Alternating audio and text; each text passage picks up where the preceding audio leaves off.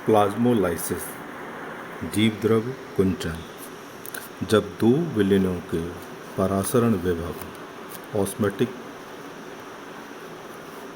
Potential की तुलना की जाती है तो एक विलयन का परासरण विभव दूसरे विलयन के परासरण विभव से कम या ज़्यादा अथवा बराबर हो जाता है। जिस विलयन का परासरण विभव कम होता है वह अल्प परासरी विलयन हाइपोटोनिक सॉल्यूशन कहलाता है, जबकि अधिक परासरण विभव वाला विलयन अति परासरी विलयन हाइपरटोनिक सॉल्यूशन कहलाता है। समान परासरण विभव वाले विलयन समय परासरी विलयन आइसोटोनिक सॉल्यूशन कहलाते हैं। जब किसी कोशिका को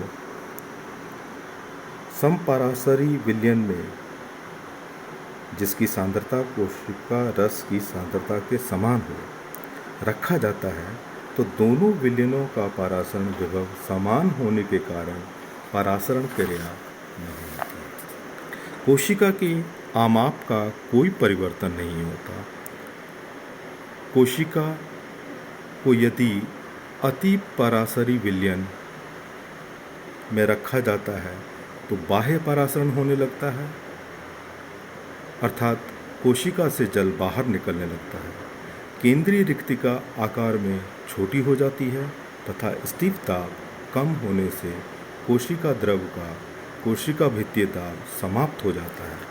इसके फलस्वरूप लचीली कोशिका भित्ति सिकुड़ जाती है तथा कोशिका का आयतन कम हो जाता है। इस अवस्था को सीमाकारी जीवद्रव्य कुंचन लिमिटिंग प्लाज्मोलाइसिस कहते हैं। कोशिका को अधिक समय तक ऐसे ही विलयन में रखने पर जल का बहिर्परासरण जारी रहता है, जिससे जीवद्रव्य सिकुड़ कर कोशिका भित्ति से पृथक होने लगता है। इस अवस्था को प्रारंभिक द्रव्य कुंचन कहते हैं। बहिर्प्रसारण की क्रिया जारी रहने से जीवद्रव्य का सिकुड़ना जारी रहता है, अतः अंतः संकुचित जीवद्रव्य कोशिका के मध्य अथवा कोने में प्लाज्मा कला से घिरा दिखाई देता है।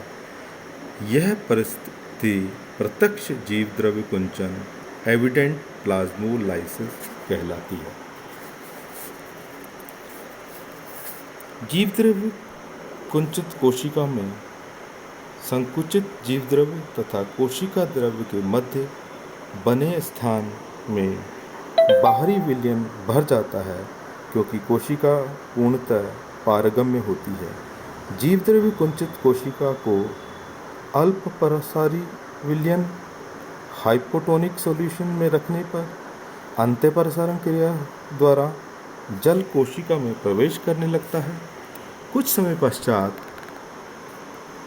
जीवद्रव्य फैलकर कोशिका भित्ति के संपर्क में आ जाता है तथा स्थिर दाब टारगेट प्रेशर के कारण कोशिका पुनः अपने वास्तविक आकार को ग्रहण कर लेती है।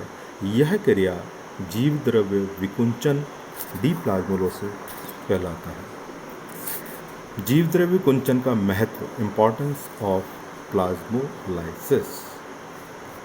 जीवद्रव्य कुंचन जीवित कोशिकाओं द्वारा प्रदर्शित होता है, अतः यह क्रिया कोशिका के जीवित होने को प्रमाणित करती है। दूसरा, यह क्रिया कोशिका कला की अर्धपारगम्यता तथा कोशिका भित्ति की पूर्ण पारगम्यता प्रकृति को प्रदर्शित करती है। तीसरा, जीवद्रव्य कुंचन तथा जीवद्रव्य विकुंचन क्रमशः कोशिका में बाह्य परासरण तथा अंतःपरासरण को प्रदर्शित करता है।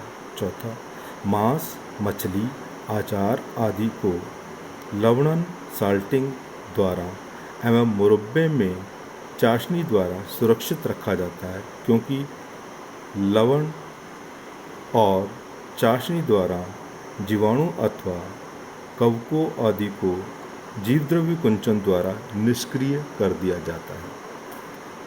पांचवा, अधिक सांद्रता के लवणों के छिड़काव द्वारा खरपतवार को नष्ट किया जा सकता है। Thank you.